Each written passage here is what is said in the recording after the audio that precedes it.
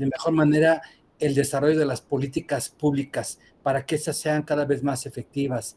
Yo creo que los capítulos, en este caso el capítulo norte, nos va a permitir acercarnos pues, a distintas regiones. Está la región de Zacatecas, de Durango y de Sinaloa, pues sus aledañas. Yo creo que estudiar estas regiones y estudiar los contextos locales van a permitir a ellos, a ustedes, a los dirigentes, a los líderes de estas regiones, a identificar de una mejor manera las necesidades específicas de sus regiones y obtener datos relevantes para diseñar programas, para diseñar estrategias que correspondan y que respondan de una mejor manera a las necesidades, a las realidades de sus propios estados.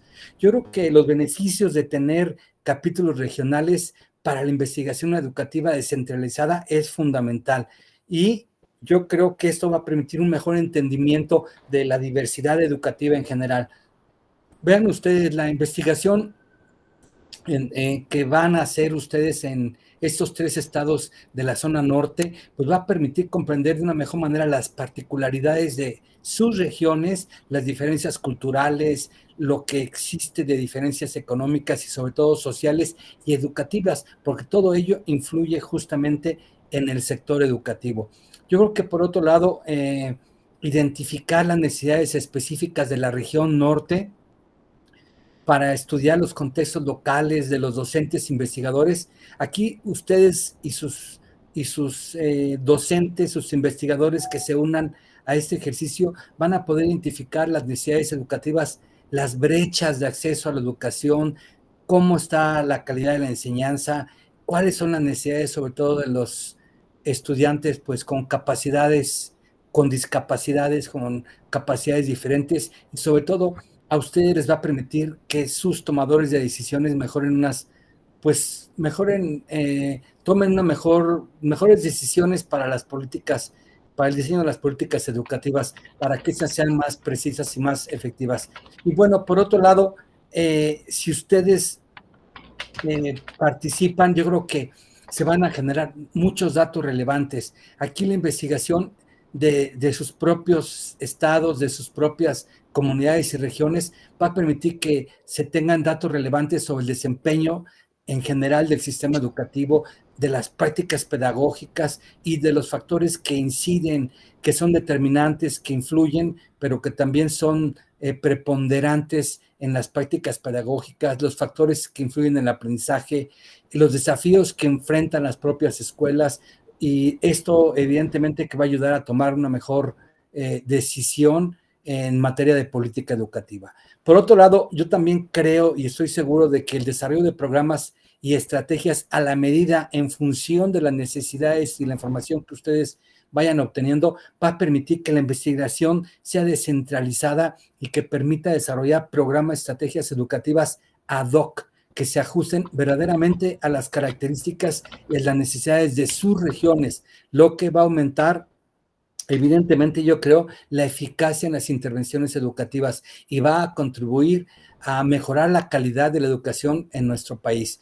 Y por otro lado, yo creo que el fortalecimiento de la gobernanza y la participación, puesto que al involucrarse ustedes como actores principales, involucrar a sus docentes investigadores, a los actores locales en la investigación, en la búsqueda de soluciones, va a fortalecer la participación pues de las comunidades educativas y va a promover una administración, una gestión educativa mucho más democrática y más participativa en el sistema educativo. Yo no me queda más que decir que agradezco de manera muy, muy sentida y muy cordial pues a los líderes que tenemos ahora en la zona norte, en este capítulo norte, que son el doctor Núñez, el doctor Mendoza y la maestra Sandoval. Ustedes son líderes reconocidos en sus diferentes comunidades y gracias a ustedes la SOME se va a poder ser mucho más fuerte y va a ser mucho más participativa porque ustedes van a estar en contacto directo con todas las comunidades que están aprendiendo en comunidad. Así como esta región abre sus puertas y sus espacios y sus acciones educativas. Va a haber próximamente, dijo la doctora, nuestra presidenta, la doctora Bárcenas, otros capítulos que también van a unirse a esas actividades educativas para que juntos y entre todos podamos mejorar la educación de nuestro país. Muchas gracias, enhorabuena y bienvenidos. Gracias a todas y gracias a todos. Muchas gracias, doctor Enrique, por este mensaje que nos deja claro el objetivo de SOMECE y también el objetivo de estos encuentros que estaremos realizando en este seminario, primer seminario organizado por SOMECE Capítulo Norte. Y bueno, previo a comenzar, solamente consultar al doctor José Manuel, la maestra Alba, si desean tomar la palabra, si no, damos paso a comenzar con las presentaciones. Sí, sería breve, doctor Marcos. Primero agradecerle a todos los compañeros, colegas, amigos, entusiastas, estudiantes algunos, estén aquí con nosotros. Le agradecemos mucho por participar en este seminario, coloquio de SOMECE, que es una nueva modalidad, ¿no? Y primero también desearle los mejores éxitos, porque al final de cuentas, como ustedes participen y sigan participando con nosotros, pues la SOMECE va creciendo junto con ustedes. Y un abrazo infinito, le agradecemos mucho por estar aquí con ustedes. Sin más preámbulos, pues les doy la palabra a la maestra Alba, si gusta. Sí, muchas gracias, doctor. Pues también muy contentos por iniciar este capítulo. Gracias, doctor Enrique Ruiz, también la doctora Josefina, la presidenta de la SOMECE a nivel nacional. Pues desearles a todos que tengamos un buen ejercicio académico en donde podamos compartir nuestras perspectivas desde nuestros lugares. Y agradeciendo a nuestros compañeros de la Universidad Juárez del Estado de Durango que están haciendo también presencia aquí en este evento. Gracias. Gracias, doctor, gracias, maestra. Y bueno, comentarles rápidamente, previo a comenzar, cómo será nuestra dinámica. Tenemos 5 trabajos para el día de hoy. De hecho, agradecemos infinitamente la respuesta que tuvimos. Fue muy buena, no esperamos tener tantos trabajos. Y con base a la respuesta que tuvimos fue que articulamos la propuesta de estas semanas, que es la presentación de 5 trabajos, 15 minutos por trabajo para dar tiempo al finalizar 40 minutos aproximadamente para el diálogo, la reflexión, discusión, intercambio de opiniones sobre las experiencias, investigaciones que nos presenten el día de hoy. En este sentido, vamos a comenzar con el trabajo del doctor Jesús Ernesto Duarte, que se titula La ética de la inteligencia artificial en el entorno educativo, de la Universidad Autónoma de Sinaloa. Doctor Ernesto, bienvenido y muchísimas gracias por su participación. Hola, ¿qué tal? Muy buenas tardes. Pues muchas gracias. Un honor para mí ser el primero de los 5 ponentes. De repente me gusta ser como el segundo o el tercero, ¿no? Para tomar los tips ahí de los errores que no debe de cometer, pero todo bien. Muy bien, permítanme, les comparto. Creo que el audio está completamente entendible. Nada más validar que a continuación se presente mi diapositiva. Doctor, sí, se puede. Listo. Y con ello poder dar inicio a esta presentación.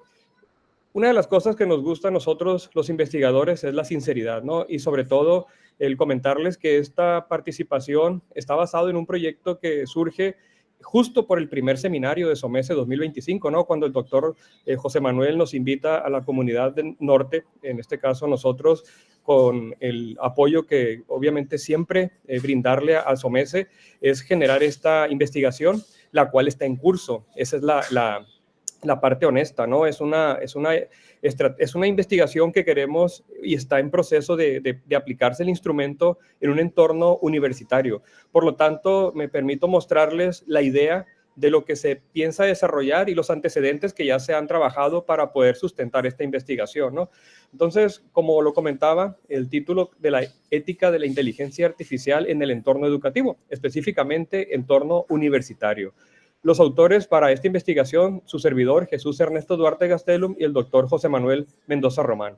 Para esta investigación se busca profundamente y en algunas, en este caso todavía es breve pero profundo, con algunas herramientas, sobre todo de inteligencia artificial, que hagan el estudio de unos grafos. Para esto se hace un análisis de grafos correspondiente a los autores que hablan sobre la parte ética de la inteligencia artificial.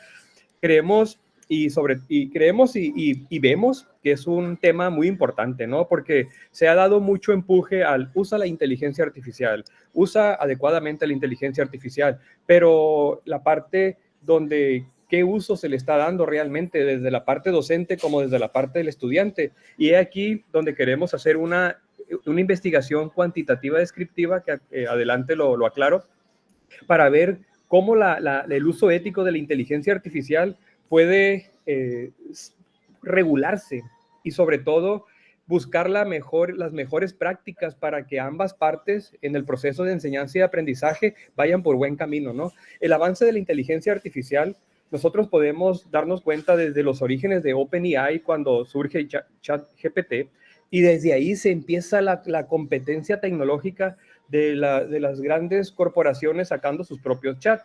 Pero en ese proceso hay una palabrita muy importante que adelanto, los sesgos, ¿no? Donde tenemos que tener mucho cuidadito con esta parte, que son los que aquí yo los marco como de alto impacto, el sesgo algorítmico. Es donde la respuesta que nosotros estamos teniendo es realmente real, es realmente fundamentada, hay un autor detrás de ello, es ese autor que ChatGPT, a lo mejor aunque yo se lo pida, es algo que yo pueda publicar, que yo con toda transparencia pueda utilizar, y ahí el gran dilema, ¿no?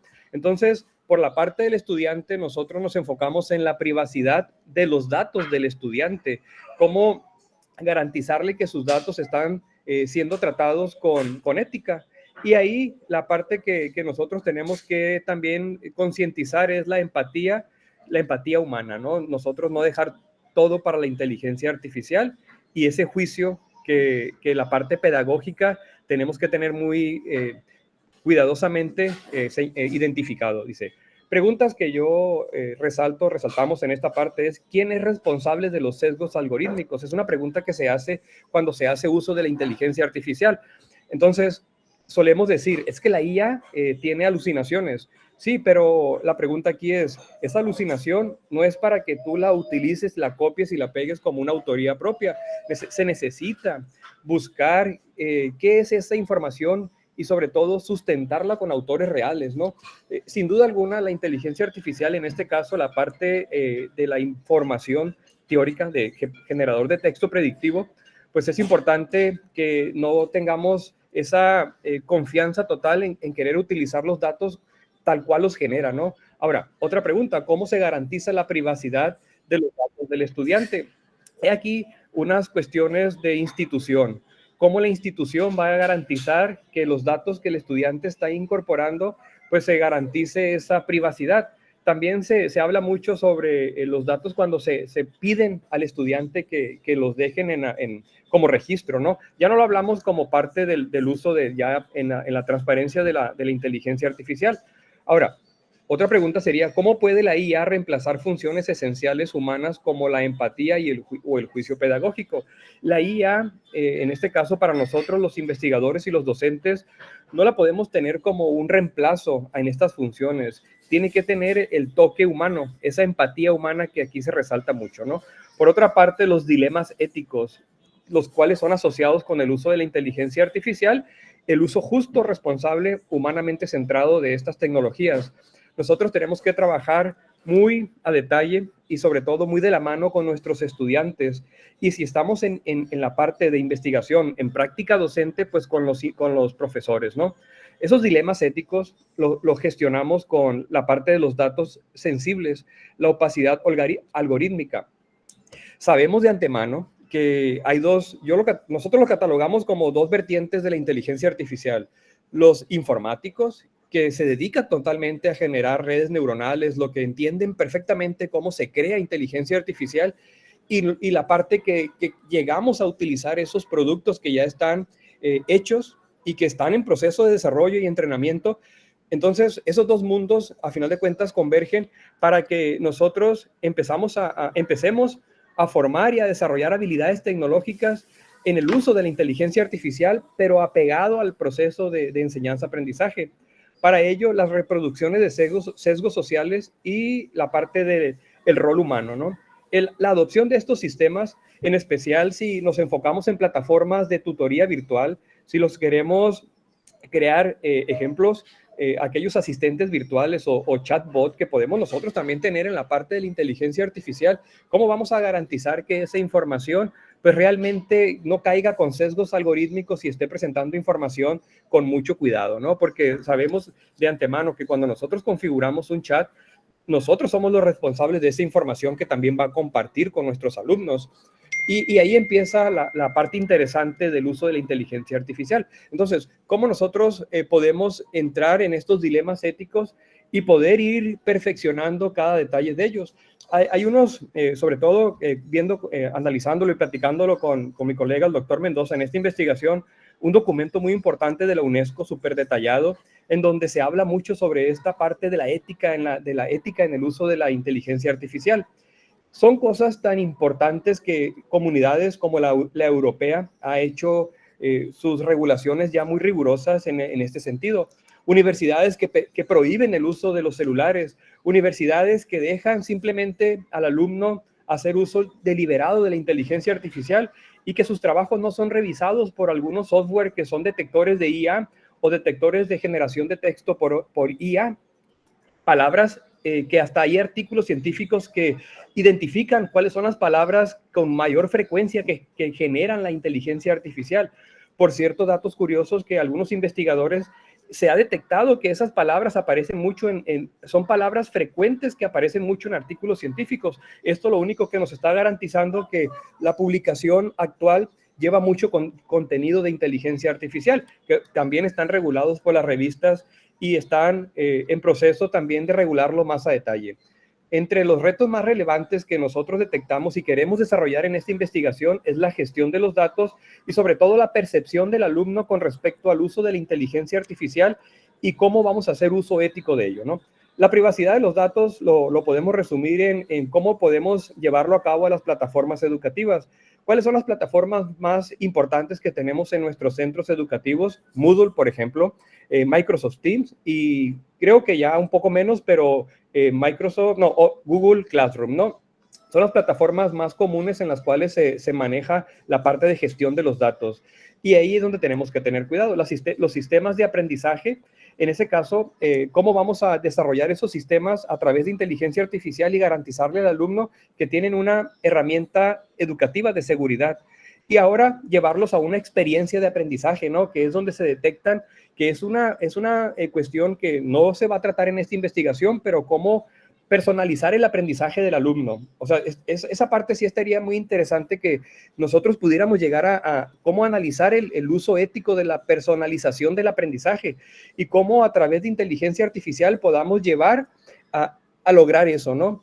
Ese proceso de protección de datos, que es lo que se busca mucho en la parte ética de la inteligencia artificial, es que se maneje un consentimiento sobre el uso de los datos. El derecho, hay algo que se llama el derecho al olvido, que permite a los estudiantes solicitar la eliminación de sus datos, que es totalmente válido. Y otra que es totalmente anónimo, el uso de los datos, ¿no? Para ello, la IA educativa recopila información, eso lo tenemos bien claro. Pero si nosotros tenemos la capacidad de regular esos datos que se van a trabajar, pues podemos tener esa parte previamente cuidada, ¿no? Esto lo están trabajando en muchas instituciones que están enfocados específicamente en la parte de la educación privada, porque cuando una vez me tocó compartir un poco de información sobre el uso ético, resaltó mucho que los colegios estaban trabajando mucho con la protección de los datos. Y no solamente con la protección de los datos personales de los alumnos, sino con los datos que se estaban trabajando para el uso de la inteligencia artificial. Con la cuestión de los algoritmos que se están utilizando y el entrenamiento que se da a la inteligencia artificial, la parte ética. Hay una cuestión muy interesante donde la inteligencia artificial suele tener unos sesgos se le llaman sesgos racistas, donde ahora que estuvo muy de moda la generación de imágenes, por ahí se cuestionaba por qué la inteligencia artificial tenía ese sesgo de no generar tanta imagen con la raza de color hasta esta parte es como que compleja, ¿no? Pero la raza de color negra, lo voy a decir de esa manera porque creo que así es correcto.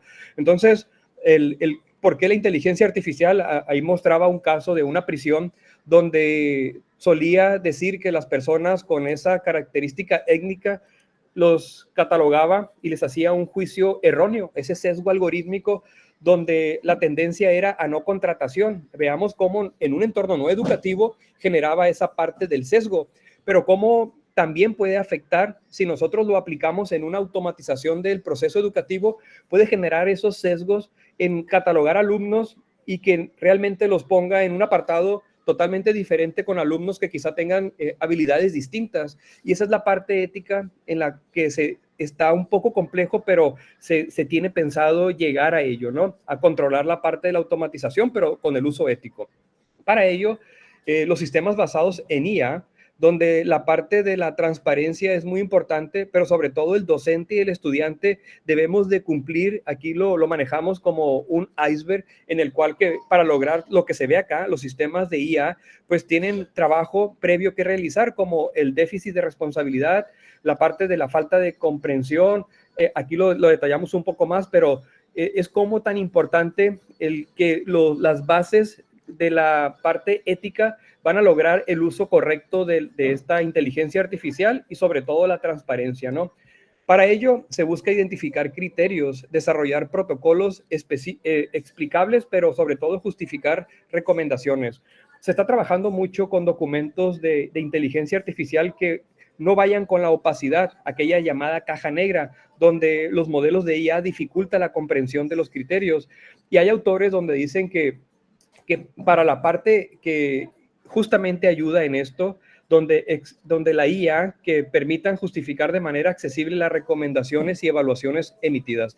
La parte ética también aquí se va a trabajar mucho cómo cuidar la evaluación, porque se busca una tendencia hacia el uso ético de la inteligencia artificial, pero para generar una evaluación automatizada. Esa es la palabra que estaba buscando.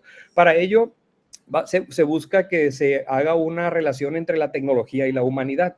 No podemos trabajar únicamente, o mejor dicho, dejar que la IA trabaje sola, y sobre todo, pues no podemos volver a tiempos donde la inteligencia artificial no existía como la conocemos actualmente y volver a la parte solamente humana y manual.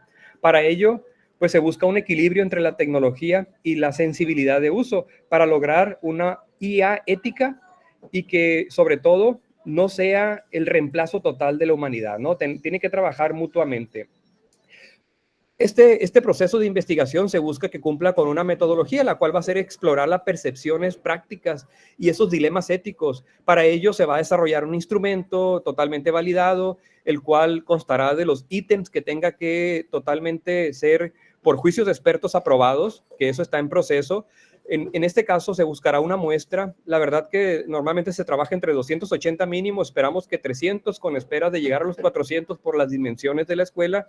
Totalmente se trabajará con escala de Likert de 1 a 5 puntos y con ello, a través de las estrategias de validación de instrumentos, es posiblemente lo hagamos por Launcher y Tristan o por B de Viken, dependiendo sin duda justamente con prueba piloto y toda la parte metodológica para desarrollar ese instrumento que nuestros alumnos puedan contestarlo y a nosotros nos facilite la interpretación de los datos.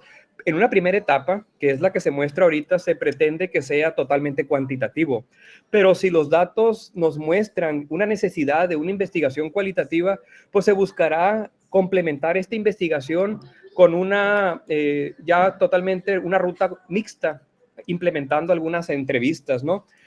Previamente, porque no hay una discusión total sin tener datos, pero se prevé que esta investigación genere y se identifiquen los beneficios de la inteligencia artificial en términos de los estudiantes y que con ello todas esas preocupaciones que tengan ellos, porque estamos también considerando que esta investigación puede tomar dos caminos. Primeramente, una exploración de los estudiantes y a la par, rápidamente, investigar cuál es la percepción de los docentes. Y en ese proceso se puede hacer una matriz de comparación o ver cómo se compara hasta quizás una correlación de Pearson o algo entre las dos investigaciones.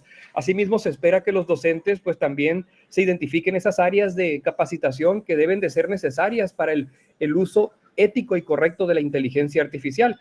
En conclusión, pues la ética de la IA se necesita aprendizaje significativo, empoderamiento del docente, transparencia algorítmica, auditorías continuas, identificación de esos sesgos y protección de los datos. Pero esta parte, quizás y con un futuro, desarrollar habilidades de seguridad informática, ¿no? Pero eso por la parte un poco más técnica. En este caso, pues eso sería la propuesta que se tiene para esta investigación y es lo que se tiene como ponencia. Para sustentar esta pequeña parte de introducción de investigación, estos son los autores que actualmente se consultaron. Ya posteriormente a cómo se haga la parte del instrumento y lo que se tenga que terminar y ya finalizada, pues normalmente en aproximadamente 30 a 40 autores, ¿no? Pero de momento esto sería todo nuestra propuesta de investigación. Muchísimas gracias. Muchas gracias, doctor Ernesto, por esta presentación de un tema por demás pertinente. Y pues bueno, vamos tomando nota y regresamos al final para preguntas, comentarios, dudas, etcétera. ¿Sí? Gracias, doctor. Muchas gracias. Y ahora vamos con la siguiente presentación a cargo de la doctora María del Carmen Olvera Martínez, que se titula La indagación y el uso de tecnologías digitales para promover la enseñanza de las ciencias en educación básica, de la Universidad Juárez del Estado de Durango. Doctora, bienvenida y el espacio es suyo.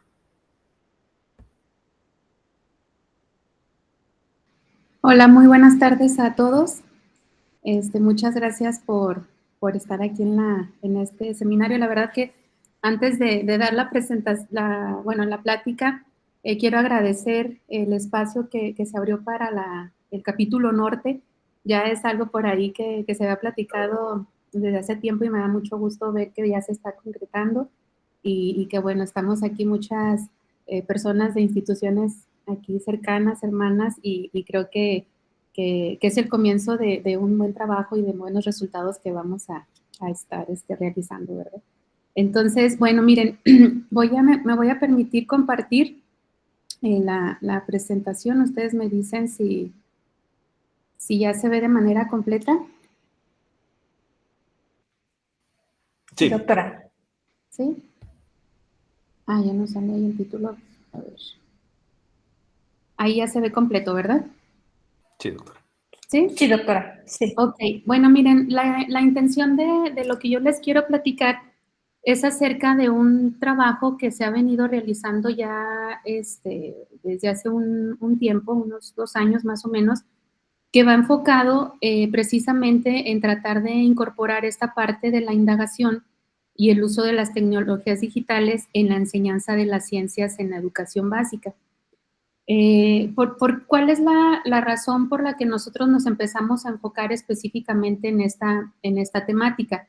Primero, bueno, de manera, pues ya no tan reciente, ¿verdad? Ya es para todos como muy común a nosotros esta parte de la reforma de la nueva escuela mexicana, en donde, bueno, ya los profesores tuvieron que empezar a implementar pues toda la ideología, todas las propuestas que se manejan en esta reforma, dentro de que los principales pues tenemos que se le está dando a los profesores una autonomía profesional, se les está pidiendo que incorporen a la comunidad, por ejemplo, como un núcleo integrador dentro de los procesos de enseñanza-aprendizaje. Se habla también de un derecho humano y algo que también se retoma es la parte de la integración curricular de los contenidos, ¿verdad? Y esto lo hacen precisamente a través de 4 campos formativos que, bueno, este diagrama lo saqué aquí de las propuestas, ¿verdad?, de la Secretaría de Educación, en donde aquí vienen los campos formativos en los cuales, pues, está basando lo que es la educación, pues, a nivel de preescolar, primaria y secundaria. Entonces, si observamos aquí, por ejemplo, en el área en la que normalmente, bueno, yo estoy trabajando con educación matemática, pues vemos que como tal, lo que es la asignatura, materia de matemáticas, ya no se ve de manera pues específica, ¿verdad? Sino que ya ahora la parte de las matemáticas está en conjunto con otras ciencias dentro de un campo formativo que lo llaman saberes y pensamiento científico. Entonces, si nosotros empezamos a investigar un poquito más, a profundizar sobre la parte de este campo formativo, pues habla que al estudiante se le pide precisamente que comprenda, que explique fenómenos y procesos naturales dentro de varios temas, ¿verdad? Que puede ser cuerpo humano, seres vivos, medio ambiente, salud, tecnología. Y al final de cuentas, bueno, lo que le piden es que pueda hacer toda esta parte de analizar para poder llegar a tomar decisiones o a resolver problemas. Entonces ya empezamos nosotros a ver que ya no solo es como poner atención específicamente al área de matemáticas, sino que ya es matemáticas integrada con otras ciencias.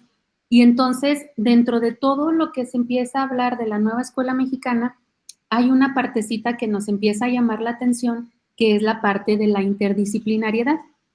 Entonces, bueno, aquí agregué esto porque no solamente, aunque el título que yo puse ahí de la plática es en educación básica, esto repercute no solo en la básica, sino también en la educación media superior, que ahora también con esta reforma, pues ya viene uno de los recursos que pone como principales dentro de la educación media superior es el pensamiento matemático.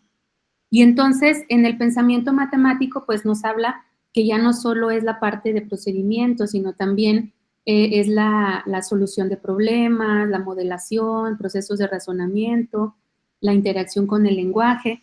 Y dentro de todo, tanto en la educación básica como en la educación media superior, hablan de términos que llaman la atención y que realmente terminan siendo como nuevos para el profesor, que es la interdisciplinariedad, la integración de materias y todo esto pues dentro de la aplicación de conocimientos.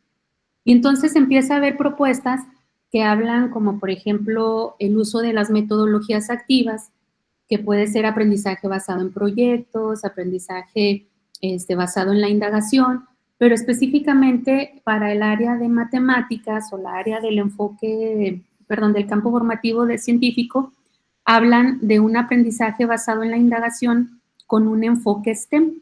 Así lo puntualizan, ¿verdad? Donde el STEM, pues, lo proponen como esta idea de integrar ciencia, tecnología, ingeniería y matemáticas. Pero entonces, lo que hay detrás de todo esto, pues, es esta parte de ver a la educación como algo interdisciplinario, que en este caso, pues, hablamos de la interacción de varias disciplinas, pero no solamente, o sea, la intención es verla como ese diálogo, como esa colaboración de cómo realmente están integradas varias disciplinas, ya sea en la resolución de un problema o en la toma de alguna decisión o en la elaboración de algún proyecto. Entonces, en este sentido, bueno, dentro de las cosas que se busca también fomentar o promover en los estudiantes, pues es que ellos desarrollen unas habilidades que están llamadas en la literatura como habilidades del siglo XXI, que realmente aquí como que no están totalmente definidas, porque ahora sí que dependiendo del autor que uno esté revisando, pues hay algunas que sí se consideran, otras no, otras se complementan, pero básicamente pues habla de que debe de haber una comunicación, tiene que haber resolución de problemas, tiene que trabajarse en equipo, tiene que haber una alfabetización digital, tiene que haber una alfabetización de datos, la toma de decisiones. Y entonces, si vemos ahora, pues lo que nos están pidiendo o lo que se está promoviendo en la educación básica es empezar a formar al estudiante de una manera integral y en este sentido, pues también lo que son lo que nos pide, pues es que no solo sean conocimientos, ¿verdad? Sino que también sean habilidades, que también sean actitudes y demás. Y entonces empieza a surgir un término llamado alfabetización STEM.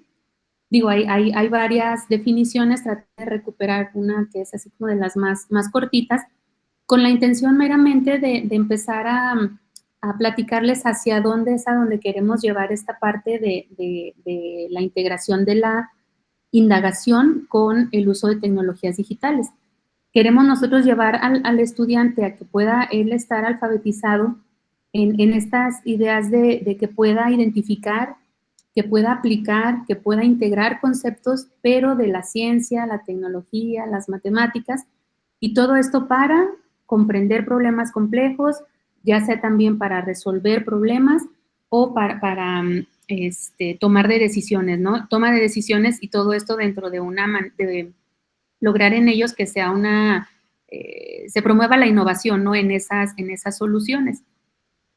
Ya cuando empezamos a ahondar un poquito más dentro de la alfabetización, pues vemos que cada vez se nos pone como más complejo porque nos habla ya de tener que identificar y aplicar, ¿verdad?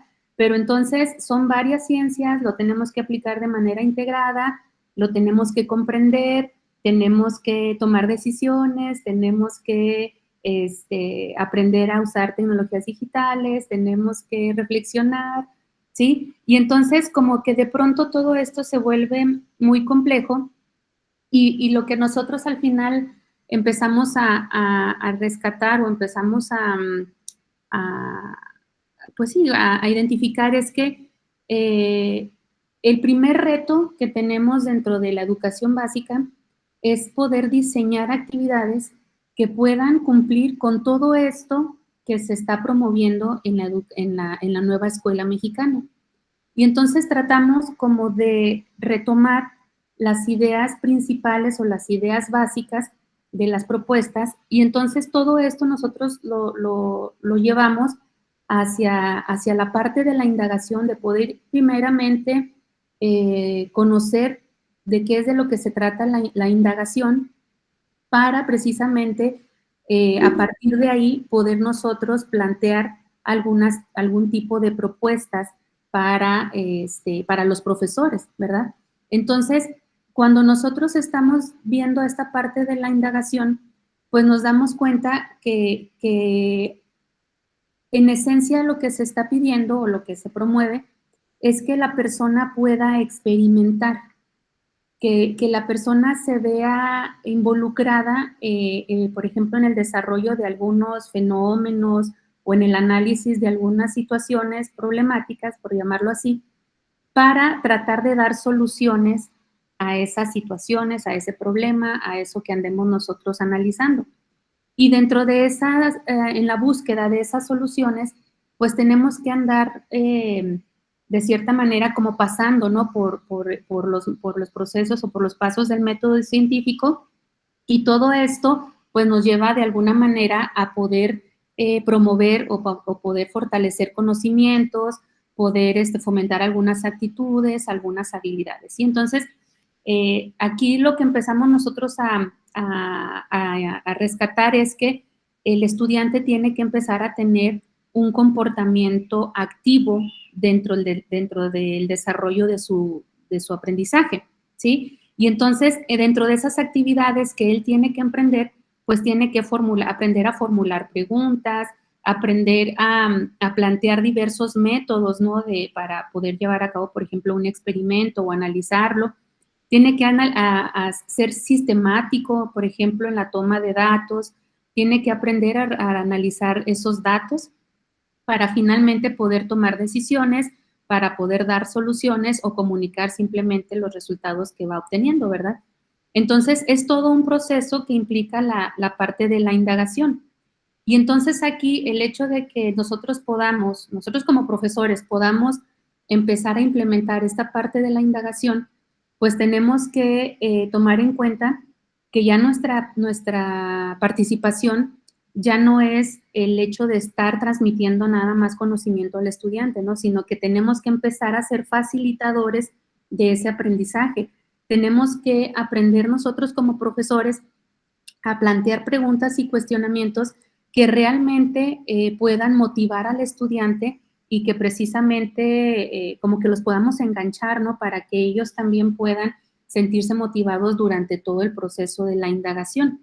Y entonces tenemos también como que empezar a desarrollar esa habilidad de poder generar esto que le llaman conflictos cognitivos, o sea, cómo llevo al estudiante a que realmente se interese por el estudio de algún fenómeno o por el estudio de alguna situación. Y entonces, por otra parte, está el rol del estudiante, en el que ahora su rol va a ser o tiene que ser completamente activo. Él tiene que estar formando parte de su proceso de aprendizaje al 100%. Obviamente, siempre tiene que estar apoyándose también del facilitador. Y algo que es muy necesario es que ellos empiecen a entender que no hay una sola manera de resolver un problema, por ejemplo, o no hay una sola solución a veces a los problemas, sino que todo va a depender de cómo lo vayamos analizando. Y o bueno, a veces sí hay una sola solución, pero la manera de llegar a esa solución pueden ser variadas, ¿no? Y entonces, cuando decimos, bueno, si yo como profesor quiero empezar a diseñar una actividad en la cual vincule la indagación con las tecnologías digitales, bueno, precisamente la indagación, ¿cómo es que la puedo implementar?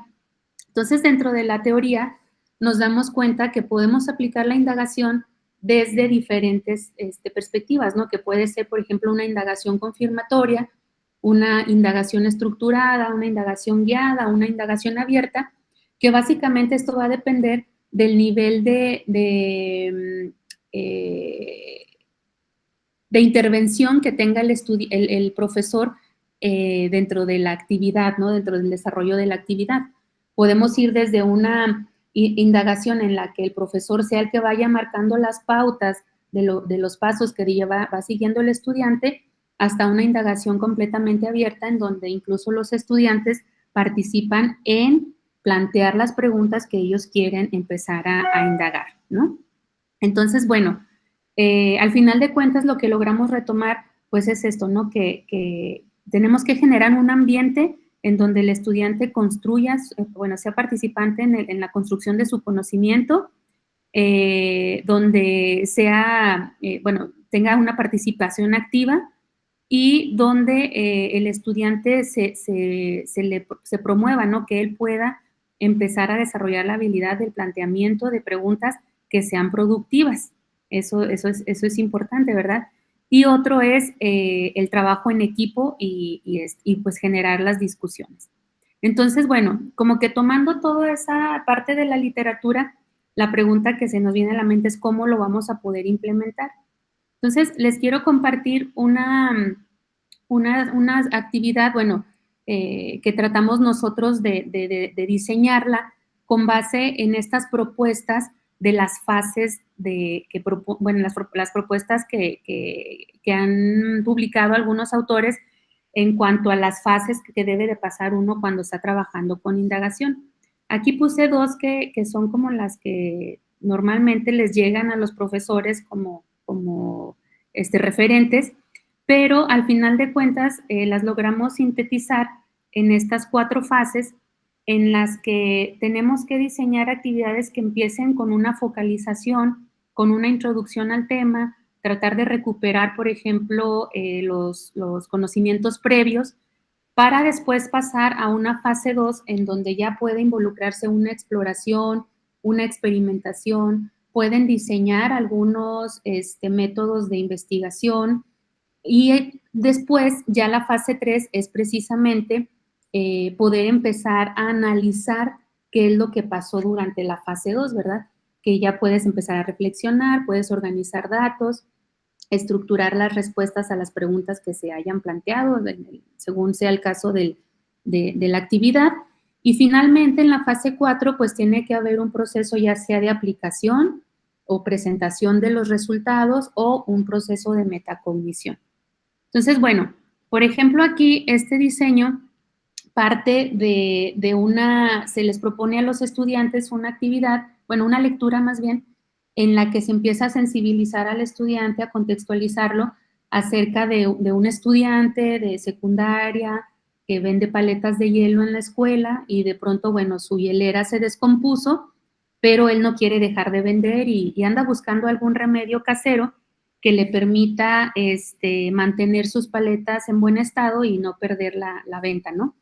Y entonces, bueno, aquí dentro del contexto se les platica que él investiga en el internet y encuentra que hay 3 ingredientes que él puede agregarle al hielo que le permiten mantener las temperaturas ya sea o más bajas, la temperatura del hielo ya sea más baja o baja durante más tiempo, pero entonces esa información no la sabe como que interpretar o es mucho para él, y de pronto dice, bueno, ayúdenme, ¿no? O sea, se les plantea esa actividad al estudiante de que le ayuden al joven Daniel a que él pueda tomar la decisión de qué ingrediente entre los 3 que le proponen, que es la sal, el azúcar y el cloruro de calcio, es mejor o le conviene más utilizar para poder mantener sus paletas en buen estado, ¿no?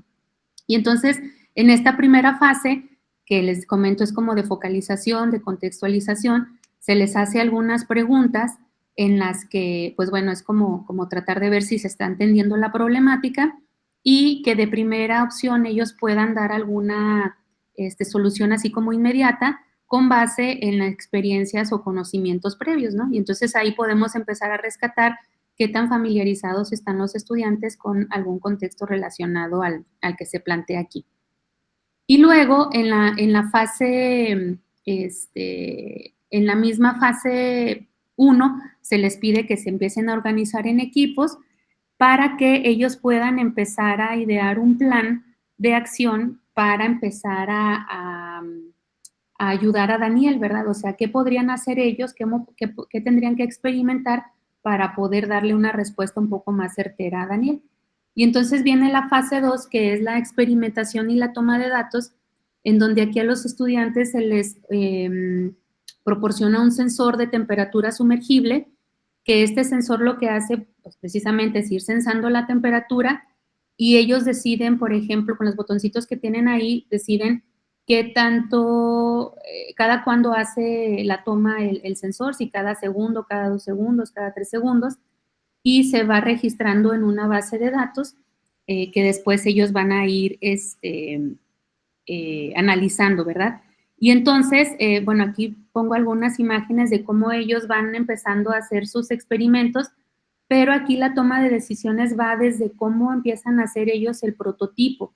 Hay quienes utilizan, nosotros les llamamos materiales, utilizan unicel o ellos llevan vasos de unicel o ellos llevan sus propios materiales como cubetas, ya deciden ellos si tapan los vasitos, hay quienes les ponen trapos húmedos, y el chiste aquí es que ellos vayan viendo las consecuencias de cada una de las decisiones que van tomando y todo lo van registrando, ¿sí? Y ya en una tercera fase viene la parte de organización de los datos, en donde aquí nosotros hacemos uso de un software que se llama GeoGebra, en el cual los datos que ellos van registrando con el sensor, pasamos esos datos a GeoGebra y empezamos a generar gráficas como la que se muestra ahí en la presentación. Y entonces, aquí empezamos nosotros a hacer preguntas al estudiante sobre qué es lo que está pasando, por ejemplo, en cambios drásticos que se observan en la gráfica. Por ejemplo, no sé, que a lo mejor iba subiendo y de pronto bajó, o bajó muy rápido, o bajó muy lento, y entonces empezamos a hacer algo que le llamamos análisis cualitativo de las gráficas. Ya dependiendo del nivel de los estudiantes, hay algunos que incluso podemos llegar a hacer análisis cuantitativo a través de las pendientes entre algunos puntos. Y entonces la intención es que el estudiante pueda empezar a relacionar o a darle sentido a cada una de las acciones que ellos hicieron en el experimento con lo que gráficamente están observando, ¿sí? De manera que, bueno, ya al final, todas las decisiones que ellos van tomando, los resultados, los van a presentar. Generalmente se les pide que hagan un video o ya dependiendo de las características de los estudiantes, pues pueden hacer una presentación frente al grupo, ¿no? Y entonces, bueno, dentro de las conclusiones que nosotros vamos ahí obteniendo es que este tipo de actividades permite al estudiante primero acercarse hacia la toma de datos, ¿verdad? Ya no solo es que yo tomo los datos que vienen en el libro o los datos que otras personas me están proporcionando. Yo ya me estoy involucrando desde la toma de datos, estoy experimentando, estoy viendo la importancia de un registro, por ejemplo, de ser sistemático, y de cómo todo esto después nosotros lo vamos a poder analizar de manera un poco ya más matemática con el acercamiento hacia las gráficas. Y entonces, bueno, incluso hemos detectado pues que hay estudiantes que ya pues manejan, ahora con los clubes de robótica y demás, manejan un poquito más de conocimiento acerca de cuestiones de electrónica y este tipo de cosas de mecatrónica, y entonces ellos se interesan por la manera en que está construido el sensor. Entonces, el sensor ha sufrido varias actualizaciones que va desde un prototipo como el que se vea en la parte superior derecha, que era un prototipo grande, hasta el más chiquito, que es en el que nosotros hemos ido tratando de optimizar los recursos que tenemos, ¿no? Y bueno, ¿hacia dónde vamos? Porque finalmente lo que nosotros queremos es entender, más bien identificar hasta qué punto este tipo de actividades promueven conocimiento interdisciplinario en los estudiantes. Entonces, con base en cada una de las etapas que nosotros identificamos, tenemos que ver cómo están relacionados con las disciplinas que promovemos, ¿verdad? Que es matemáticas, tecnología, en este caso se está promoviendo la ciencia de química y la ingeniería. Y eso lo vamos analizando maneras aparte, que es el conocimiento. O sea, no solo queremos ver qué está aprendiendo de conocimiento, sino de procesos y también de habilidades. Entonces, es una tarea compleja porque tenemos que ir en cada una de las fases, ir observando qué de conocimientos, qué de procesos, qué habilidades en cada una de las disciplinas. Pero bueno, esto, por ejemplo, esta tabla es de la segunda etapa, y bueno, al final esto nos permite ver que efectivamente, ¿no? Hay mucho que el estudiante puede, el estudiante puede aprender, pero también lo puede desarrollar, ¿verdad? Porque hay cosas que ya las trae de conocimientos previos.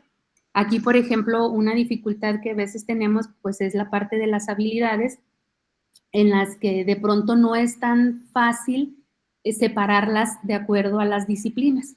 Y entonces por eso es que, por ejemplo, las habilidades las tenemos como que igual para todas las disciplinas. Y bueno, también observamos que dependiendo de la etapa en la que nosotros estemos situados, pues va a haber disciplinas como que van a tener un poquito más de impacto. Entonces, por ejemplo, ya en las últimas, donde ellos tienen que dar una argumentación de las soluciones o de las decisiones que están tomando, entonces, por ejemplo, aquí ya entra en juego mucha parte de lo que es de la química, ¿no? Ver qué es lo que está pasando, por ejemplo, al momento de que juntan el hielo con esos ingredientes. Y entonces, bueno, esta primera parte que les platico es parte del diseño de algunas actividades que se han puesto en práctica ya con estudiantes de secundaria, con algunos de media superior. Y entonces ahora viene la otra parte, que es en la que estamos trabajando, que es cómo le vamos a hacer para que ahora el profesor esté capacitado para empezar a implementar, empezar a diseñar e implementar este tipo de actividades, ¿no? Y bueno, ahora el reto en el que estamos trabajando, pues es en diseñar una propuesta de un programa de capacitación en el que podamos nosotros con los profesores diseñar este tipo de actividades, pero principalmente ahorita tuvimos que restringirlo hacia la integración de la ciencia de la física, la tecnología, la ingeniería y las matemáticas. Entonces, eso es en lo que estamos trabajando. Y bueno, por aquí les dejo mi correo y muchas gracias por su atención. Muchas gracias, doctora, por su presentación, por socializar, compartirnos su trabajo, esta experiencia de investigación. Estamos tomando nota. En un momento regresamos con dudas, preguntas, reflexiones. Y ahora le damos paso al siguiente trabajo a cargo de Carlos Alberto Jasso, que se titula Pensamiento crítico y su relación con el método científico en la materia de química en nivel secundaria en Ojo Caliente, Zacatecas, de la Universidad Autónoma de Zacatecas. Carlos, adelante. Hola, muchas gracias, doctor Marco. Buenas tardes a todos y todas. Primeramente, agradezco a los organizadores por abrir este tipo de espacios de comunicación, de divulgación, que nos facilita y nos faculta para obtener incluso nuevas ideas. Por ahí ya en las primeras dos ponencias ya tengo dos inquietudes muy grandes respecto al trabajo y sobre todo más que inquietudes, el hecho de que ya lo siento como un apoyo, ya me resolvieron algunas dudas y eso es genial. Bien, permítanme presentar mi pantalla.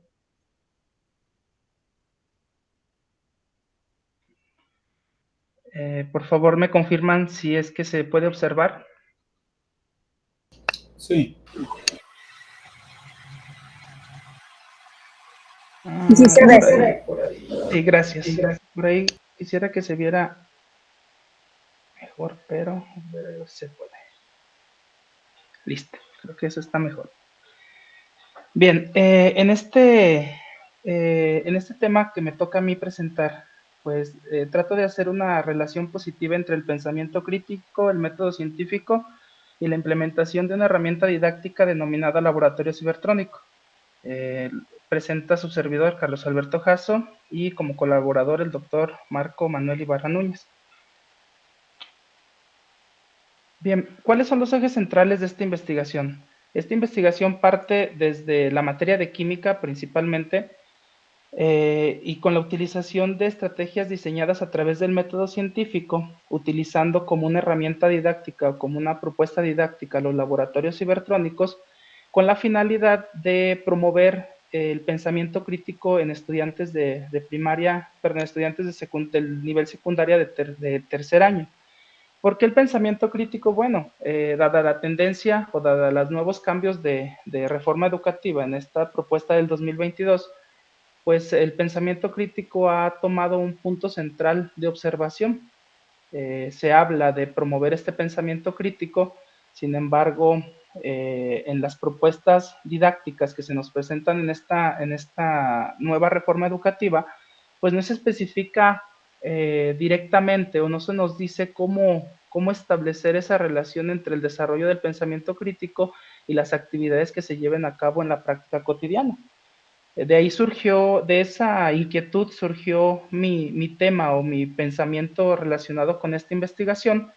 Y pues en esta búsqueda, en esta necesidad de buscar una respuesta hacia cómo promover el pensamiento crítico, se hace una aproximación o propuesta de investigación relacionada con estas metodologías y este entrecruzamiento entre el método científico, la implementación de una estrategia tecnológica como son los laboratorios cibertrónicos y obviamente la implementación en la materia de química.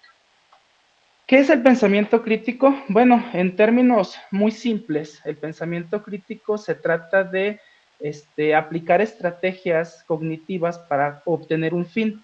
Estas estrategias cognitivas, pues sencillamente es una metodología implícita en el pensamiento que requiere ciertas habilidades y que requiere de ciertas características para tratar de resolver una problemática o dar explicación a una problemática de la manera más apropiada o más acorde a los fines que necesitamos. No necesariamente es obtener una respuesta adecuada a algún planteamiento, sino sencillamente es echar a andar un mecanismo cognitivo para obtener una respuesta fundamentada. ¿Qué son los laboratorios cibertrónicos? Bueno, los laboratorios cibertrónicos se denominan como espacios propicios para la investigación, la experimentación en áreas científicas, tecnológicas y técnicas, y está dotado de herramientas tangibles como intangibles que permitan la construcción del conocimiento favorecido por recursos tecnológicos. En palabras más simples, cualquier recurso tecnológico que podamos utilizar para crear o fomentar espacios de comunicación y espacios de creación de conocimiento colectivo, se pueden considerar o entran dentro de la categoría de laboratorios cibertrónicos. En este caso, ¿qué características tienen los laboratorios cibertrónicos y por qué elegirlos para propiciar una estrategia didáctica relacionada con el método científico, cuya finalidad es pues desarrollar el pensamiento crítico. Bueno, tiene varias características que son apropiadas para este fin. Una de ellas pues es que propician actividades con un enfoque constructivista y conectivista que fomentan la generación de conocimiento colectivo. También requieren una infraestructura mínima para ponerse en marcha, no requieren conocimientos avanzados de informática y requieren un mínimo de habilidades técnicas digitales para llevarse a cabo. También estos laboratorios cibertrónicos pues buscan establecer áreas de trabajo donde se facilite la observación, búsqueda, investigación, planeación, comprobación, experimentación e interacción con objetos físicos y abstractos que colaboren con el aprendizaje y por último permiten la reducción de la brecha digital al dotar a los usuarios de recursos incluyentes, fomentan la innovación educativa y son autosustentables. Bueno, en este caso los laboratorios cibertrónicos, el laboratorio cibertrónico que utilizamos o la herramienta tecnológica que utilizamos, pues es WhatsApp, entendido como un laboratorio cibertrónico. ¿Por qué WhatsApp? Bueno, WhatsApp también tiene múltiples ventajas de uso. Una de las más importantes, pues, es que es una aplicación muy familiar para los usuarios. En la actualidad, prácticamente todos tenemos acceso a esta aplicación y es una aplicación con bastantes bondades en el uso y en el manejo, pues es muy intuitiva y esta relación o esta familiaridad pues permite utilizarla sin mayor dificultad o sin una capacitación previa. WhatsApp también ofrece múltiples herramientas como son videos, audios, encuestas, imágenes, videollamadas, mensajería y una novedad que apareció recientemente pues es la integración de la IA, ¿verdad? De la inteligencia artificial como también una herramienta para WhatsApp. Si bien WhatsApp no ha sido diseñada con fines educativos, pues es interesante tratar de darle este enfoque o verla como las capacidades o alcances que puede tener dándole este enfoque educativo. Ya dijimos, pues bueno, es una herramienta sumamente familiar, es una herramienta sumamente capaz también, pero generalmente su principal función pues es la comunicativa. Sin embargo, si se piensa desde una forma educativa o desde la visión educativa, pues ofrece muchas bondades que incluso otras herramientas diseñadas para la educación, como por ejemplo Classroom, pues les falta todavía un poquito más en comparación con WhatsApp. ¿Qué más? Pues bueno, tiene capacidad para organizar grupos de trabajo y dar seguimiento puntual, también permite buscar y seleccionar información y promueve el trabajo colaborativo y sobre todo la inmediatez, como es una aplicación de comunicación, pues la comunicación es directa y las aportaciones que se hacen y el diseño y sobre todo la comunicación pues es inmediata.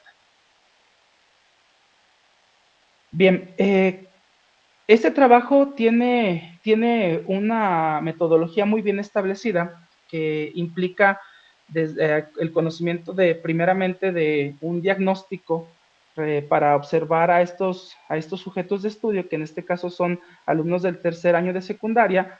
La investigación es de carácter mixto, tiene una parte cualitativa y una parte cuantitativa, y también los instrumentos utilizados para evaluar este desarrollo del pensamiento crítico son instrumentos. Uno de ellos es un instrumento cualitativo, que es el CCTT, que básicamente es una prueba estandarizada de opción múltiple que nos permite observar el crecimiento o los niveles de este pensamiento crítico. Y el segundo instrumento que se utilizó en esta prueba, en este trabajo experimental, pues es un instrumento diseñado por nuestra propia autoría, que se denominó instrumento cualitativo para evaluar el pensamiento crítico. ¿Por qué se decide utilizar un enfoque mixto? Bueno, las pruebas cuantitativas estandarizadas pues presentan ciertos sesgos que ya conocemos de toda prueba cuantitativa.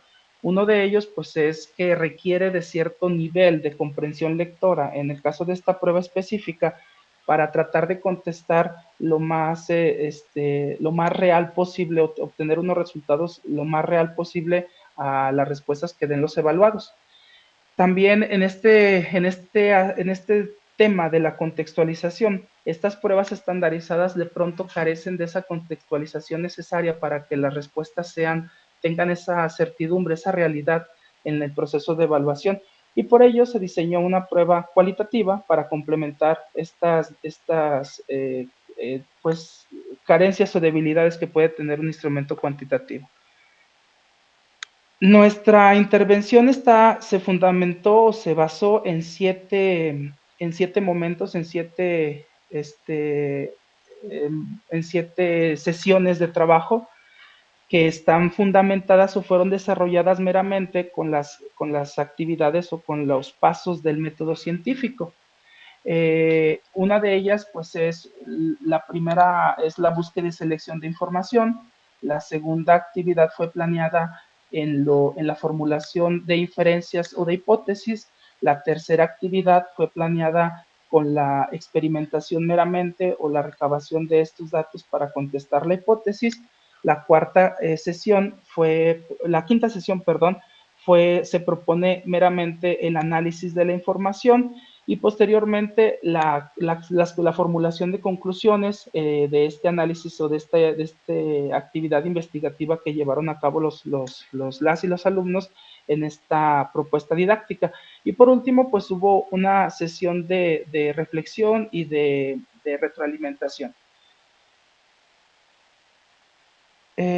La intervención tiene ciertas generalidades. Primero, se tratan de actividades de aprendizaje diseñadas para capacitar y fomentar una habilidad específica relacionada con el método científico, como ya los mencionamos. También están pensadas para realizarse en el aula con el uso de equipos celulares individuales, el equipo que tiene WhatsApp. De igual manera, los planteamientos se consisten en planteamientos socioemocionales que requieren análisis y solución. Y en cuarto lugar, se consideraron 7 sesiones de 50 minutos cada una. Aquel trabajo que no se terminó, pues se llevó a cabo, se fue a casa, que también es una de las características positivas de WhatsApp, que nos permite trabajar a distancia. Y por último, se creó una comunidad de comunicación y aparte equipos de trabajos en esta comunicación, que también es una de las características que WhatsApp nos permitió. ¿Cuáles fueron nuestros resultados o algunos hallazgos de esta intervención utilizando WhatsApp como laboratorio cibertrónico? Bueno, la participación de las y los alumnos se incrementó. Creo que todos conocen, aquellos que hemos tenido la fortuna de estar en educación básica o incluso en otros niveles, podemos ver que hay categorías de alumnos, de los alumnos que participan, los que no participan. En el caso de estas actividades realizadas por WhatsApp, hubo una participación del 100%. El hecho de que los alumnos estén a través de una aplicación tan familiar como es WhatsApp, que les permite redactar sus ideas en este caso, plasmar sus ideas, y si no están convencidos con esa idea, rectificarla y replantear su postura o su idea, pues eso les da la confianza y la seguridad para que ellos puedan transmitir con mayor confianza pues sus posicionamientos o sus respuestas. Entonces hubo una alta participación en estas actividades debido a esas características. También fue muy sencillo o muy fácil dar seguimiento a estas actividades y de igual manera la consulta de las instrucciones fueron muy claras y muy accesibles por el hecho de que esas instrucciones quedaban ahí. De igual manera, había forma de que ellos resolvieran sus dudas inmediatamente, que es una de las características de esta aplicación, y recibían esa guía o esa reestructuración que necesitaban para poder continuar con sus actividades. Otro de los hallazgos interesantes al utilizar WhatsApp como laboratorio cibertrónico, pues fue que la integración de esta inteligencia artificial, que se denomina Meta, pues facilitaba mucho lo que es la indagación, la búsqueda, la selección de información, además auxiliaba a crear o a organizar sus ideas como tal, y de igual manera a encontrar explicaciones o comprender más sencillamente estas explicaciones metodológicas que se les planteaban. Otro de los hallazgos pues fue que facilita la colaboración sin importar la distancia. Algunos trabajos que no se terminaban allí en las sesiones se iban a casa y ellos podían retomarlos en casa en trabajo colaborativo sin ningún problema. De igual manera, facilitaba la colaboración sin importar, bueno, ahí por ahí se me duplicó esa. Aquí les muestro algunos pues algunas consideraciones de cada una de las sesiones. La primera sesión pues se trataba de la creación de estos grupos y de la capacidad de como una capacitación previa. Sumado a eso, pues hubo también la generación de grupos de trabajo, que aquí podemos ver en esta imagen. En esta otra imagen, pues la participación fue muy activa, la retroalimentación y el seguimiento se facilitaba, tenía inmediatez para trabajar con ellos y directamente se resolvían sus dudas. En suma, las y los alumnos utilizaban una variedad, toda la variedad o todo el abanico de posibilidades que tenía WhatsApp, utilizaban desde audios, encuestas, videos, el mismo uso de la IA, etcétera. También en la sesión número 4 diseñaron preguntas de investigación y con la ayuda de la IA ellos podían ordenar o propiciar justamente esas preguntas de investigación de una manera clara y ordenada. En la investigación documental, de nuevo, el uso de IA permitía que ellos hicieran una indagación más efectiva utilizando estas herramientas de IA. De igual manera, la misma IA utilizaba referencias que ellos podían consultar directamente para enriquecer sus aportaciones y al mismo tiempo, pues ellos creaban sus propios argumentos que luego transmitían a través de la misma plataforma por cualquiera de las herramientas que ya mencionamos, audios, videos, etcétera.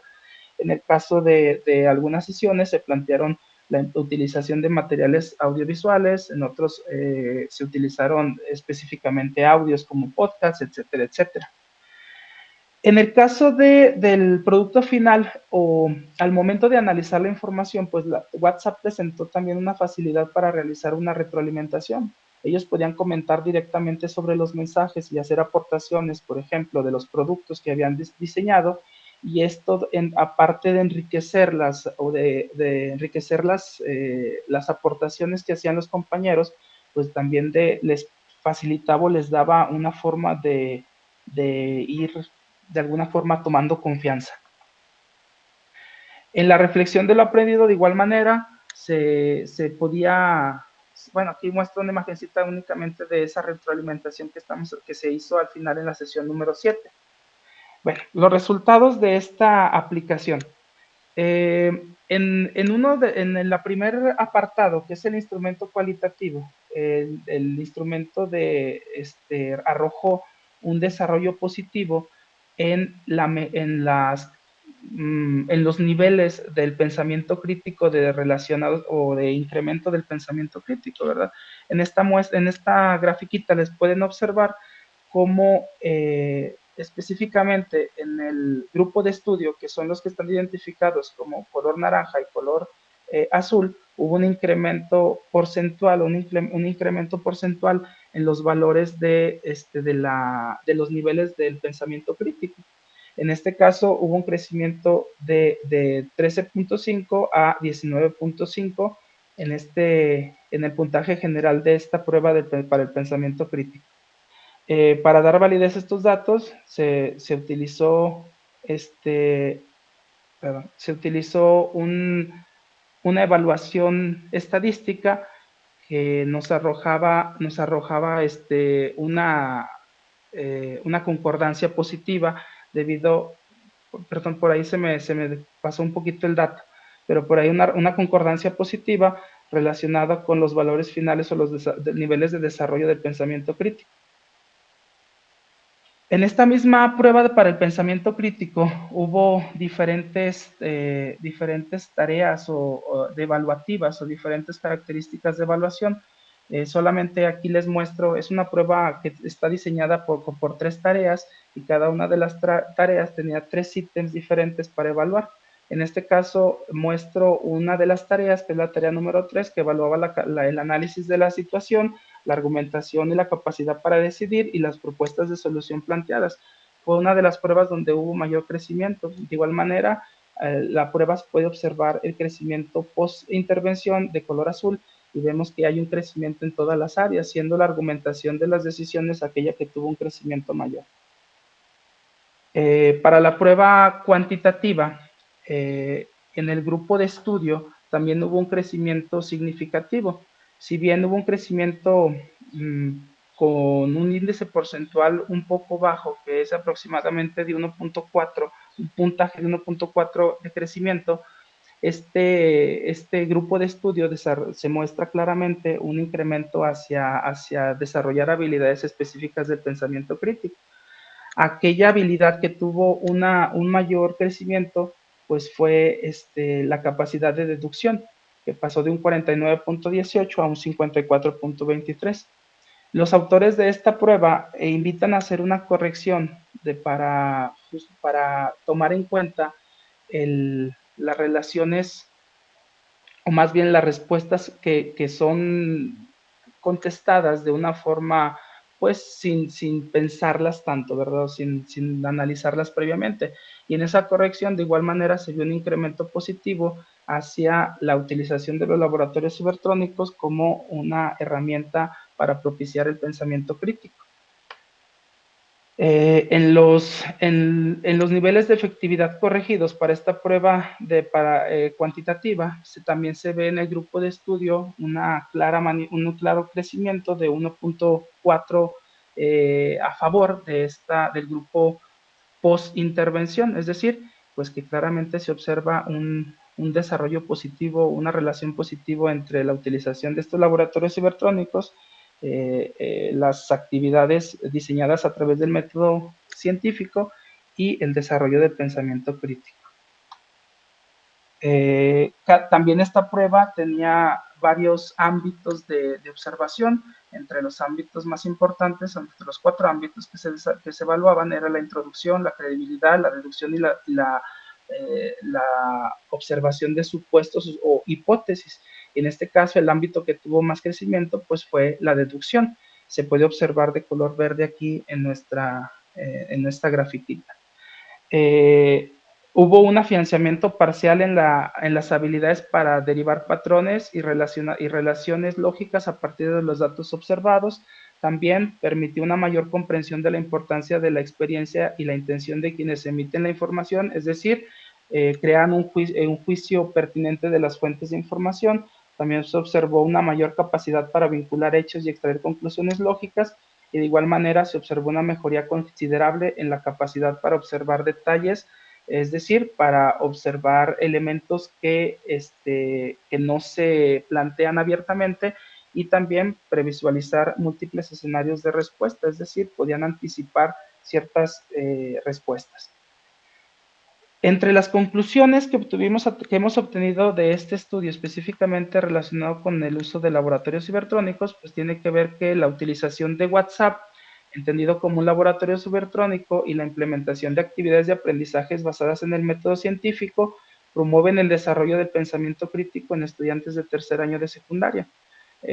También las estrategias didácticas que incorporan el uso de la tecnología potencian la construcción activa del conocimiento a través de interacciones, el diálogo y la colaboración entre estudiantes, y esta plataforma, referidos a WhatsApp, permite organizar el aprendizaje de forma flexible, utilizar recursos variados y dar seguimiento puntual a las actividades. Y por último, promover facetas cognitivas. Bueno, hay que tener en cuenta que promover el pensamiento crítico requiere de algunas estrategias metodológicas debido a la complejidad, ¿no? O sea, el hecho de mediar o de modificar de alguna manera el pensamiento, pues no es una tarea sencilla, y también ahí encuentra un poco de justificación el hecho de por qué el crecimiento en las pruebas, tanto cualitativas como cuantitativas, pues no se despega tanto del pre y del post-test. En este caso, el modificar de alguna forma este pensamiento, pues implica, pues desde luego, tener más constancia, que estas clases a lo mejor fueran más establecidas durante un periodo mayor de tiempo, para que este resultado fuera todavía más tangible.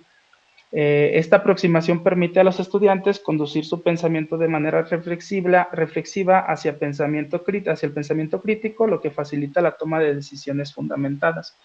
De igual manera, en ese trabajo se pudo observar que esta relación positiva entre el pensamiento crítico, entre la metodología científica y el desarrollo o la implementación de estrategias tecnológicas como los laboratorios cibertrónicos, pues permiten ese crecimiento.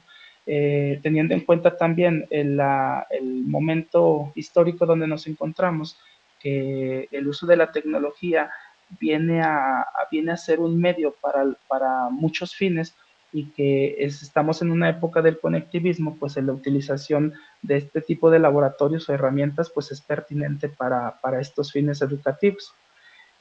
Con eso me parece que concluyo mi presentación y muchas gracias.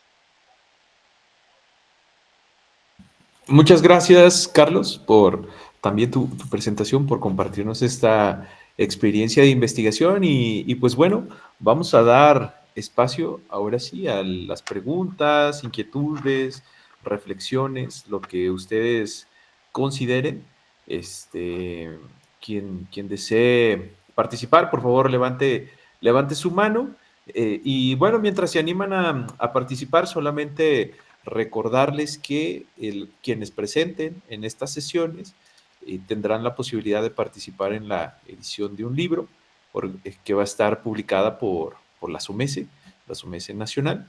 Entonces va a estar compuesta por capítulos vinculados a los trabajos, a los temas que se presenten durante estas 4 sesiones y también vamos a estar trabajando para poder asignarles una constancia de participación y también de asistencia de ser posible. Sí, maestra Alba. Muchas gracias, doctor. Bueno, primero que nada, felicitar a nuestros 3 ponentes. Los trabajos estuvieron muy interesantes, perspectivas muy diferentes, pero sin embargo, bueno, vemos que la tecnología es un elemento importante para el desarrollo de estos estudios.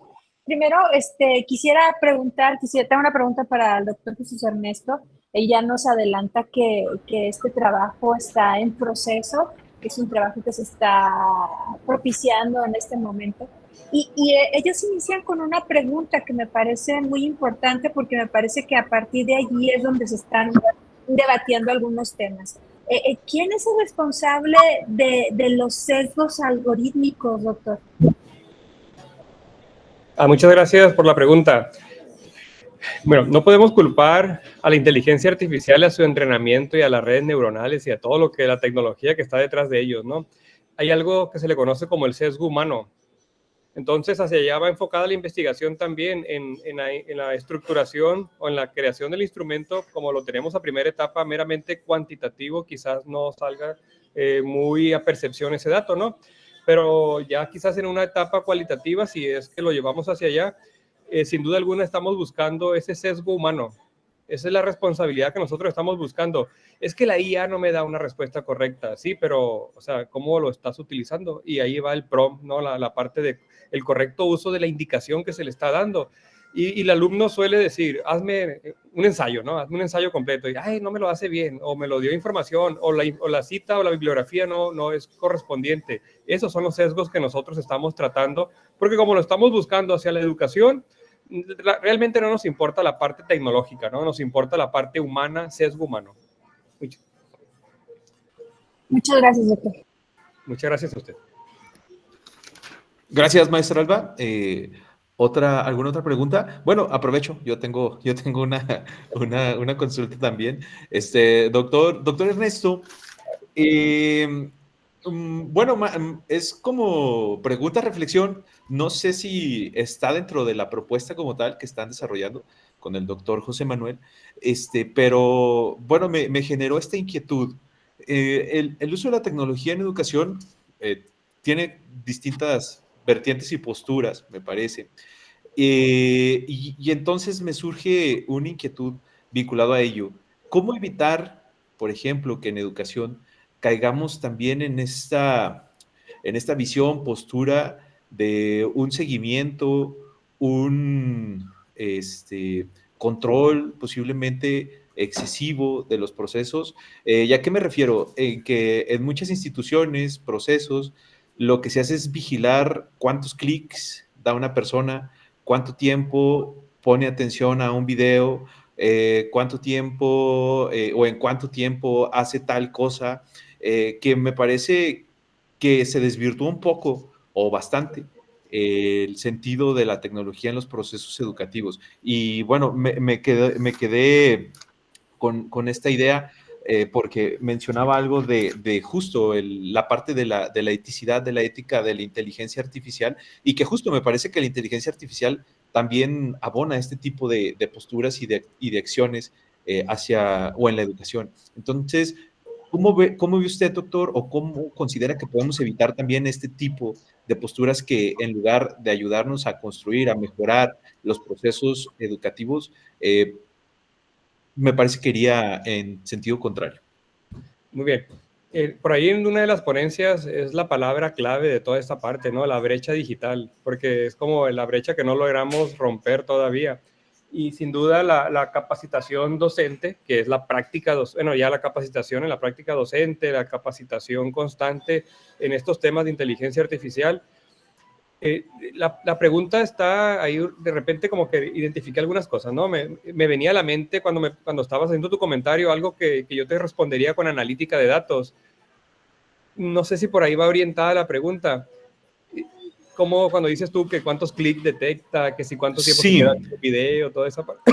Sí, la analítica de datos, pero cuando se usa con un fin tal vez más de control que de desarrollo de habilidades, construcción de conocimientos, porque a veces me parece que se enfoca más en la analítica, según quien la use, como justo a medir estas partes y no tanto darle peso al proceso, ¿no? Sí. Entonces eso, iba por allí. Ok, mira, esta pregunta está bien interesante porque debemos de reflexionar una parte, ¿no? Cantidad de alumno por maestro. ¿Cuántos grupos tienes y cuántas tareas vas a dejar, vas a solicitar a tus estudiantes y cuántas vas a calificar? Me llama mucho la atención porque de repente me encuentro con maestros que dicen, es que dejé un ensayo de 10 páginas y tengo 40 alumnos. Y digo yo, ¿y cómo le va a hacer para leer tantas páginas, tantos ensayos? La verdad que el tiempo es muy valioso para cuando estamos buscando tiempo para la investigación, ¿no? Por ejemplo, ¿cómo podemos responder ante esto? Como un docente, yo la verdad les aseguro que buscaría cómo no leer tantos ensayos, pero buscar una retroalimentación efectiva para mis estudiantes. ¿Cómo lo haría? Generando un chat en GPT que lo entrene, le ponga ya las indicaciones, le diga la rúbrica que me va a tomar en cuenta, los parámetros, todo. Pues le voy a invertir tiempo en generarlo, pero me va a evitar leer 40 ensayos de 10 páginas y además le va a dar retroalimentación, que eso espera el alumno. Entonces, vuelvo a la brecha digital. ¿Cómo espero yo que todo esto vaya en buen camino? Si nosotros nos vamos sobre los alumnos, va a ser meramente exploratoria, descriptiva. Pero si queremos un resultado con cambios, necesitamos llegar a los maestros. Entonces, esa parte es la cuestión de la ética en la inteligencia artificial. Yo como docente dejo los 10 ensayos, pero seamos bien sinceros, quizás no nos demos cuenta que fue hecho 100% con inteligencia artificial. Porque lo que hago es, lo entregó, listo, no tengo tiempo de calificarlo ni de leerlo. No es ético tampoco eso. Quisiera responder más a detalle su pregunta, si la vamos como que ahí entendiendo, yo con mucho gusto sigo respondiendo, ¿eh? Gracias, doctor. Pero bueno, vamos a darle la palabra ahora a Roxana Cano. Adelante. Buenas tardes, muchas gracias. No sé si me voy a ver muy acaparadora, me gustaría hacer 2 preguntas, una al doctor Ernesto y otra a la doctora Carmen Olvera. Entonces, bueno, para seguir con el tema del doctor Ernesto, doctor, usted comenta esta parte de cómo se detectan ciertas palabras que son muy típicas de la inteligencia artificial y cómo ahora se encuentran en artículos, ¿no?, científicos. Y mi duda es, ¿se puede decir entonces, cuál sería la aseveración más cercana a la realidad?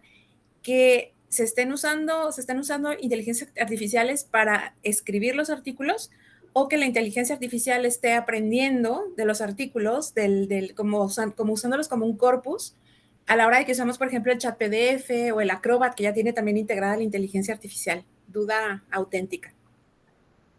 Ahí en la parte del entrenamiento de la IA, sin duda alguna lo tienen que estar haciendo a como se están alimentando con documentos. Por ahí dicen ellos que no, eso lo acabo de ver, lo acabo de escuchar. Dicen ellos que no se entrena con nuestra información, que no están utilizando, que no corren riesgo. Si nos salimos un poco de la educación y nos vamos a la iniciativa privada, ahí hay una cuestión ética bien delicada porque están subiendo estados financieros, están subiendo cuestiones de información meramente muy propia de la empresa. Pero bueno, dejemos ese problema de lado, ¿no? Nos regresamos a la educación. Entonces, ellos dicen que no se está entrenando, pero sin duda alguna, de alguna forma se está mejorando esa red neuronal, ¿no? Que está aprendiendo constantemente. Y sí siguen apareciendo esas palabras y nosotros lo podemos ver al crearlas, ¿no? Por ahí les voy a decir algunas: crucial, fundamental.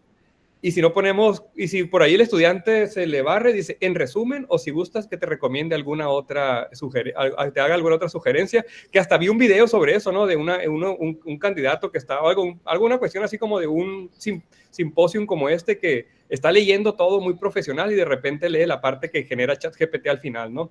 Entonces, hacia allá va todo esto. Yo no creo que no se entrene con nuestra información, sinceramente, pero no tengo pruebas para demostrar lo contrario. Gracias, doctor. Y bueno, ahora mi pregunta para la doctora Carmen, si me lo permiten. Doctora, me gustó mucho la experiencia que reporta y tengo dos dudas. Una es si no hubo, o sea, esta parte de hacer el experimento, de ver, evaluar las sustancias, de ver cuál era la que mantenía la temperatura baja por más tiempo, etcétera. ¿Cómo respondieron los muchachos? No, porque luego creemos que están acostumbrados a la inmediatez, ya quiero saber, a mejor lo dicen, no, mejor decíamos nosotros, mejor lo googleo, ellos dirán, mejor se lo pregunto al chat o al WhatsApp, a quien sea. ¿Cómo respondieron los muchachos? Y la otra pregunta es que nos diga cuál es el ingrediente bueno, si queremos nosotros conservar nuestras paletas en una hielera. Sí, bueno, en la primera, referente a lo de la inmediatez, justamente los estudiantes también se iban a querer googlear. Sin embargo, la información que nosotros pusimos en la lectura que les dimos de manera inicial, pues ya iba con la información, o sea, previamente nosotros ya habíamos hecho esa búsqueda. Entonces, lo que nosotros pusimos en la lectura eran cosas que ellos iban a encontrar, o al menos en las primeras opciones de búsqueda que vienen ahí. Entonces, por eso pusimos lo que era el azúcar, el cloruro de calcio y la sal. Entonces, esa información que nosotros pusimos, que ellos era la que iban a encontrar de manera inmediata, digamos, en el internet, se juntaba con experiencias previas que tenían ellos, que si conocían a alguien que hacía, por ejemplo, nieve de garrafa, y para hacer la nieve de garrafa utilizaban sal en hielo y que le movían, ¿sí? O, por ejemplo, tuve la oportunidad de aplicarla en Mexicali, y en Mexicali, como hace mucho calor, precisamente tienen el problema de que el hielo se les deshace muy rápido. Y entonces con ellos fue así de que no, es que yo trabajé en un lugar donde le poníamos sal, y entonces ya, por ejemplo, la sal era lo que más ellos tenían el conocimiento previo. Sin embargo, pues bueno, ya con las preguntas que uno les va planteando, les vas generando esa duda de ver si es únicamente la sal o a lo mejor también están las otras, pero que la gente normal, no es algo que la gente conozca de manera, pues sí, que a veces le va pasando uno como remedios caseros, ¿verdad? Y entonces ya generando esa duda, pues ellos empiezan a ver, ¿qué necesitas hacer? Pues necesitamos experimentar. ¿Y qué necesitas? Pues los ingredientes. Y entonces aquí fue algo que fue muy común, que inmediatamente ponían el hielo y empezaban a echar los ingredientes. Y ni siquiera ponían a censar, ni siquiera tomaban medidas, cuánto le pusiste, pero entonces porque era como esa necesidad de rápido querer hacer y conocer la respuesta. Sin embargo, pues ya conforme va uno observando, les vas haciendo preguntas, ¿verdad? A ver, y entonces, ¿cuánto le pusiste? Y le vas a poner más, o qué fue, una cucharada, gramos, y entonces ahí, por ejemplo, empieza a ver la necesidad de las unidades de medida, porque había quienes utilizaban, por ejemplo, cucharas, otros nada más le vaciaban. Entonces, a ver, tienes manera de saber, si tú ya vas a dar una respuesta argumentada, tienes manera de saber cuánto le echaste de azúcar o cuánto le echaste de sal, y entonces ahí es a donde yo me refería como de que ellos veían la consecuencia de las acciones que hacían, ¿verdad? Entonces, si no registraban, iba a haber una consecuencia casi que inmediata, ¿sí? Si le movían al vaso, ellos iban a ver ahí la consecuencia en si subía o bajaba la temperatura, ¿verdad? Entonces, esa parte fue la que a mí me pareció como un poquito más importante, porque le daban sentido a todas las acciones que ellos hacían, a todas las decisiones que ellos tomaban, ¿sí? Que después ya lo veían reflejado en las gráficas y se hacía un análisis diferente, ¿verdad? Entonces, en este caso, pues, depende, el ingrediente, pues, depende, ¿verdad? Porque, por ejemplo, si lo que queríamos era encontrar la temperatura más baja, te la daba el cloruro de calcio, llegábamos como a menos 21, menos 22 grados centígrados. Pero resulta que si tú echabas mucho cloruro de calcio, el hielo se derretía más rápido. Y si tú le echabas la sal, a lo mejor no alcanzabas el menos 21, alcanzabas un menos 14, menos 16, pero el hielo se mantenía sólido, como que se pegaba, ¿no? al hielo y lo mantenía sólido.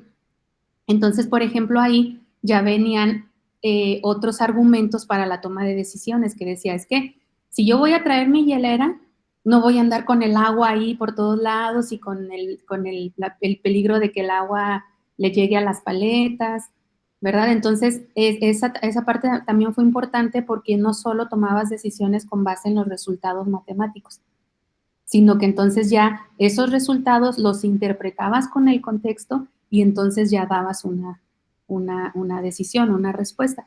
En este caso, pues, la respuesta general era que la sal, ¿verdad? Entonces, no sé si contesté bien a la pregunta.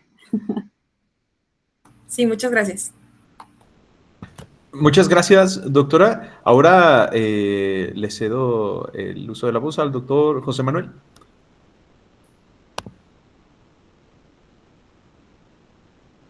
Doctor, tu micro está apagado. Le decía que le cedo primero a Ernesto, que me dijo que quiere hacer la pregunta primero. No sé qué se la gane, me dijo, pero bueno. Sale adelante, Ernesto, y después sigo yo. No, yo nada más tengo 10 preguntas para quitarme de tantas preguntas que me hicieron. Mentira. Tengo una pregunta para la investigación de Carlos y ahorita extraía una para la compañera, nada más que como que medio me enredé con algo sobre metodologías activas, ¿no? Pero específicamente para Carlos, es que me llama mucho la atención porque justamente el doctor José Manuel y yo tenemos una investigación ahí pausada ya en detalles de algo muy similar a lo que tú hiciste, Carlos, pero no obviamente aplicado a la misma, al mismo proceso, ¿no? Específicamente la enseñanza de la microeconomía en estudiantes universitarios. Pero me llama la atención que tú buscas mucho solución en WhatsApp. Entonces, WhatsApp sabemos que tiene canales, que genera grupos y se utiliza como una herramienta que no fue para fines educativos, pero realmente tú lo llevas hacia ello. Te comparto que nosotros, y la pregunta sería, ¿por qué no utilizar Telegram, por ejemplo? ¿No? Te lo digo con experiencia propia del doctor y tu servidor, porque encontramos, y ahorita viendo tus resultados y capturas de imágenes, te puedo decir que Telegram tiene unas características muy particulares, porque tiene canal y grupo. Entonces, no sé si, la pregunta es, no sé si contemplaron Telegram o alguna otra aplicación de comunicación alterno a una vez que ya decidieron utilizar WhatsApp. Esa es la pregunta. Sí, doctor Jesús. Sí, en realidad sí se evaluó otras aplicaciones, otras herramientas tecnológicas para trasladarlas a un laboratorio o darles el uso de laboratorio cibertrónico. Sin embargo, WhatsApp de alguna forma destacó por las características que ya mencionamos, o sea, el hecho de la familiaridad. Creo que los usuarios de WhatsApp, en este caso, en comparación con los de Telegram, pues está un poquito más rezagado todavía Telegram en comparación con WhatsApp, por ejemplo. También de esta familiaridad, la asequibilidad, es decir, generalmente tenemos descargado WhatsApp en nuestro teléfono en la mayoría de los teléfonos, incluso algunos ya vienen ahí instalados previamente, y el uso del Telegram, por ejemplo, pues implica hacer un proceso de capacitación previo para utilizarlo, ¿no? Y en este caso, las y los alumnos de secundaria, pues ellos ya tienen una relación directa con WhatsApp.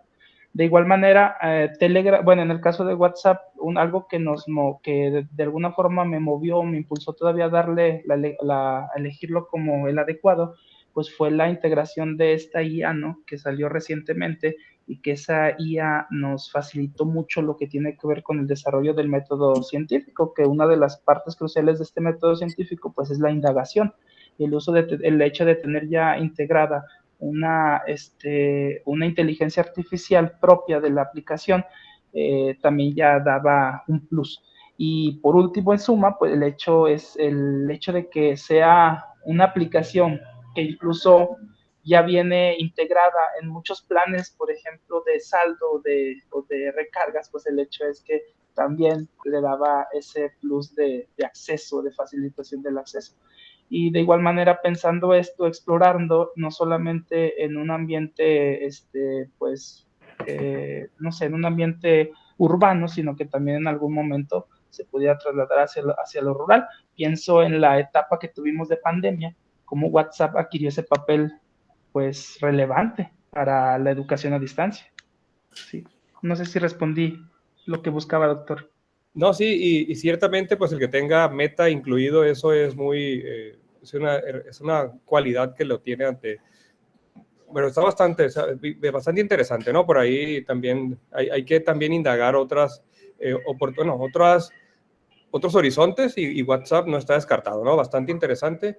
Luego recordaré la pregunta para María del Carmen, cedo la voz a mi colega doctor José Manuel, mis otras 9 preguntas que tengo pendientes. Bueno, te voy a hacer otra pregunta también. No, doctor, colega, No. Bueno, no tanto preguntas, hacer un análisis reflexivo acerca de la exposición, ¿no? Cuando se hace una investigación, pues son varios procesos, ¿no? El primer proceso puede ir validar el instrumento, ¿no? Pero antes de validar un instrumento tenemos que tener un bagaje teórico, podemos hacer una investigación sistemática de lo que dicen los autores, y eso, o bibliométrica, ¿no? Una investigación bibliométrica, y eso puede darte para un artículo científico. Después, pues, con base en toda esa experiencia, puedes crear un instrumento, ¿no? Un instrumento validado con expertos, ¿no? Y una vez que ya tengas el instrumento, y ese es otro artículo, ¿no? Y si sigues más allá y lo aplicas a los estudiantes, pues ya puedes generar otro banco de conocimientos y otro artículo, y así lo podemos aplicar como docente en diferentes áreas, ¿no? Y podemos replicar cuantas veces queramos en nuestro instrumento, ¿no? Esa es una forma de investigación empírica, ¿no? Pero sin embargo, bueno, la pregunta no era para ti, la pregunta más que todo es para María del Carmen y Carlos, ¿no? María del Carmen pues utilizó una metodología activa que se llama STEAM, ¿no? Donde aparecen cuatro vertientes, ¿no? O 4 multidisciplinas. No me quedó claro el aspecto siguiente con respecto que si fue una propuesta propia de tu asignatura o si fue un proyecto colaborativo donde otros maestros contribuyeron o estuvieron al mismo tiempo evaluando cada etapa, ¿no? De la ciencia, de las matemáticas, ¿sí? Y de la tecnología, ¿no? Eso no me quedó claro. Y la siguiente pregunta también para Carlos, para que la vaya anotando y la vaya pensando, vamos a dar chancitas, no sé quién quiere contestar primero. Tú comentaste que utilizaste WhatsApp, ¿no? Y yo miré dentro de todas tus capturas, miré una serie de elementos que a lo mejor aplicaste un instrumento porque ya sí, precisamente así estaba diseñado la investigación. Sin embargo, me vino a la mente cuando miré todo recabación de información, un modelo que se llama el modelo de Henry, modelo Henry 1992, donde habla de 5 aspectos, ¿no? Es decir, donde habla primero la interacción, lo social, la cuestión metacognitiva, la cuestión cognitiva, ¿sí? Y ahí se me pasa el otro, es social, interactiva, social, metacognitiva, interactiva, ¿no? Son 5 elementos, ¿no? Me gustaba, dije, bueno, yo lo hubiera analizado así, ¿no? Pero bueno, pero son propios de los mismos objetivos, ¿no? No sé si miraste, tendrás más allá de tu investigación otras áreas que tú consideres pertinente, que no exploraste ahí, pero que te dan tus datos para generar eso. Esas serían mis 2 preguntas para mí. Bueno, respondo primero. Sí, bueno, el STEAM nosotros lo estamos considerando como el enfoque, porque precisamente es algo que está proponiendo la nueva escuela mexicana, tal cual así viene, ¿no? Dentro de las metodologías activas que se proponen, hay una que es aprendizaje basado en la indagación con el enfoque STEM. Entonces, quiere decir que a través de la investigación tenemos que generar esta parte del enfoque STEM. Entonces, justo dio usted ahorita en el clavo en algo que se me ha pasado platicar, que es esta parte del trabajo colegiado. porque precisamente, si bien este trabajo viene siendo resultado de un trabajo de investigación de un estudiante de maestría y que ahorita lo estamos llevando a doctorado, tiene que trabajarse de manera colegiada con personas que son expertas en la parte de tecnologías y en la parte, por ejemplo, también de las ingenierías, y de matemáticas, ¿no? En este caso, porque tienes que hacer el diseño de la actividad, pero tienes que trabajar también con el lenguaje propio de cada una de las disciplinas. Entonces, aquí, por ejemplo, somos 4 las personas que estamos involucradas para que entonces, por ejemplo, ese dispositivo que se diseñó, ese es de nosotros, o sea, no lo compramos, no es de alguien más, sino que se diseñó con las características que nosotros necesitábamos. Por ejemplo, esta parte de que cambiaran los intervalos, de que cada cuando hacía la toma de la temperatura, tenía un propósito, ¿no? De después llevarlo hacia las tasas de cambio en la parte de matemáticas. Entonces, por ejemplo, a diferencia de los dispositivos que ya están hechos, pues aquí estaba hecho de acuerdo a nuestras necesidades, ¿no? Entonces nosotros en la parte pedagógica tomábamos algunas decisiones que luego ya ellos lo hacían en la parte tecnológica y ya después veíamos cómo lo implementábamos y veíamos resultados. Y derivado de esos resultados era que venía la segunda vuelta, o sea, como la retroalimentación, el segundo ciclo, y fue la manera en que, por ejemplo, se fue refinando tanto el diseño de la actividad como la manera de implementarla, pero también los dispositivos que utilizamos, ¿verdad? Porque les digo, al principio era un monstruo así de dispositivo, que lo utilizábamos, por ejemplo, pilas recargables, utilizábamos una memoria micro SD, que en la implementación empezamos a ver muchos obstáculos, ¿no? Porque de repente querían hacer experimentos muy largos que las pilas no nos daban, o sea, se cortaba el experimento. Entonces ya derivado de eso, pues por ejemplo ahorita ya se conecta a la computadora, se trabaja en una plataforma y entonces vamos optimizando, ¿verdad? Pero sí es parte del trabajo colegiado en el cual estamos trabajando expertos en diferentes áreas para tener un producto lo más pulido que se pueda. Sí, gracias. Adelante, Carlos. Bien, doctor José Manuel.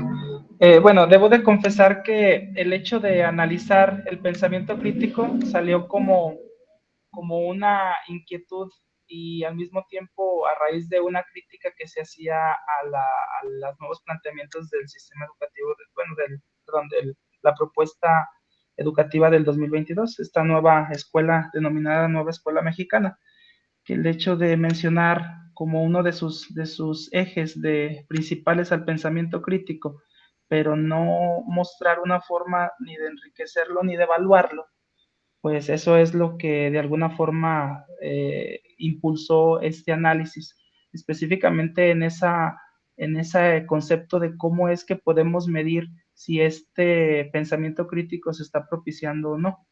Y en ese sentido, pues los instrumentos o las visiones metodológicas que tuvimos en cuenta para evaluar o para determinar a este pensamiento crítico, o sea, este estudio se enfocó meramente en evaluar esas capacidades o ese desarrollo del pensamiento crítico.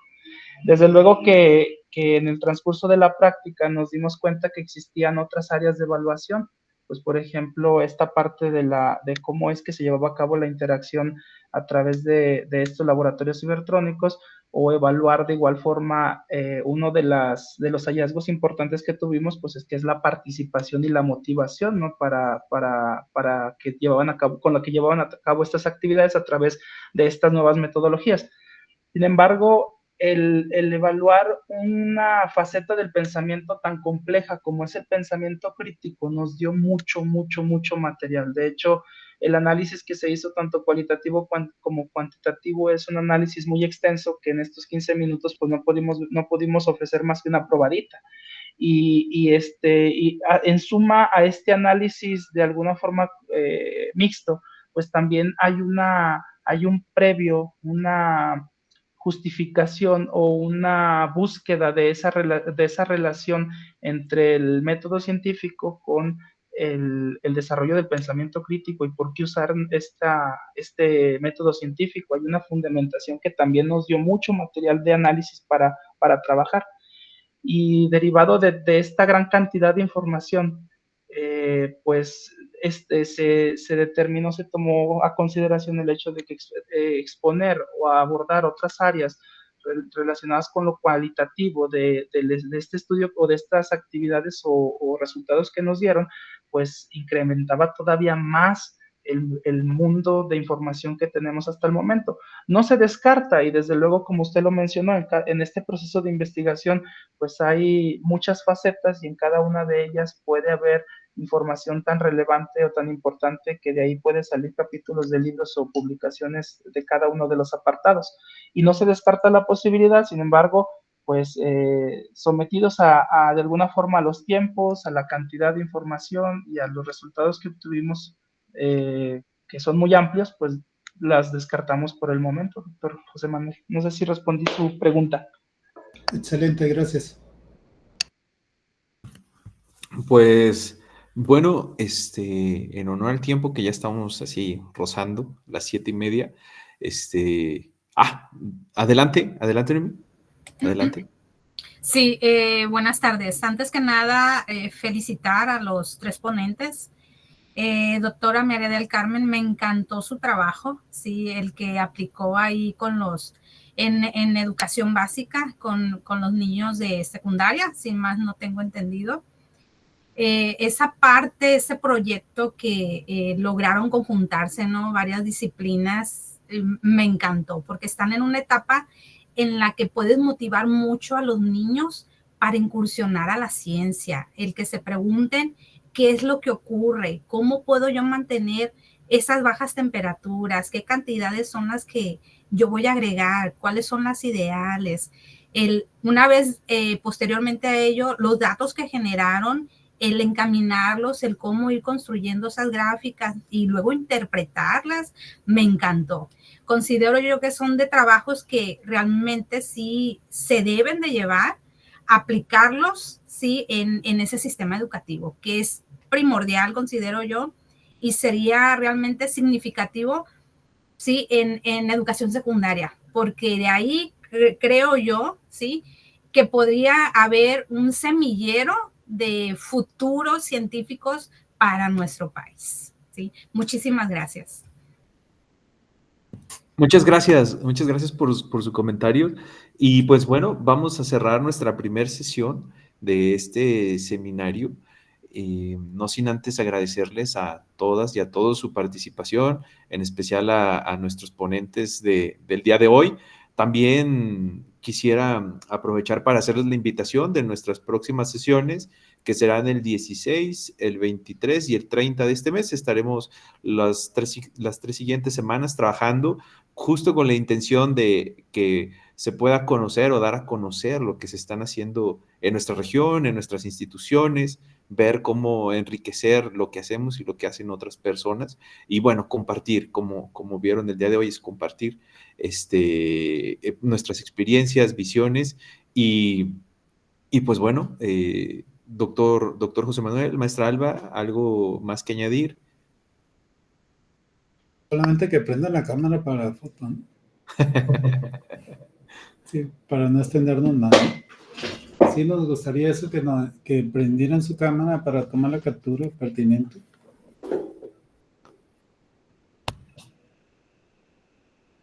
Si gustan encender su cámara, por favor.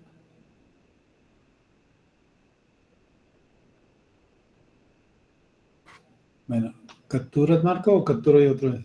Si puedes capturar, doctor. Sí, yo lo capturé. Perfecto.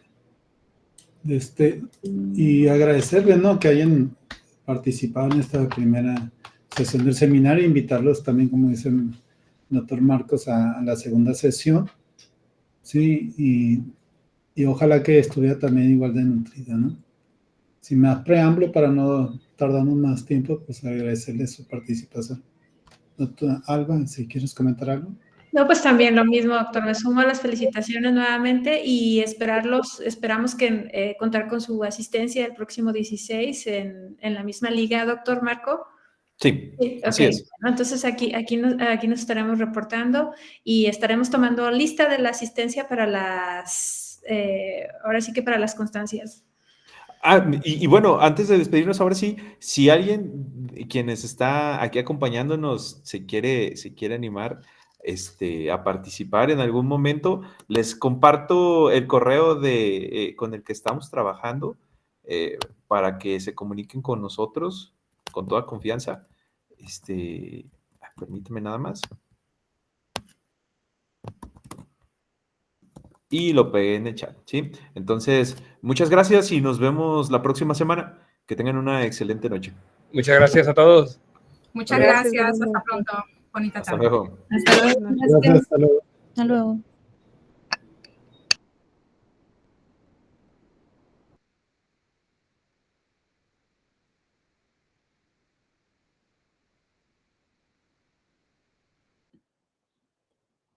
Bueno, doctor, pues nos quedó la lista de asistencia, pero sí se fueron anotando. Voy a ver, déjame checar rapidísimo, a ver si se anotaron. Si no, igual el doctor Mendoza estuvo haciendo captura casi de todo. Sí, ¿verdad?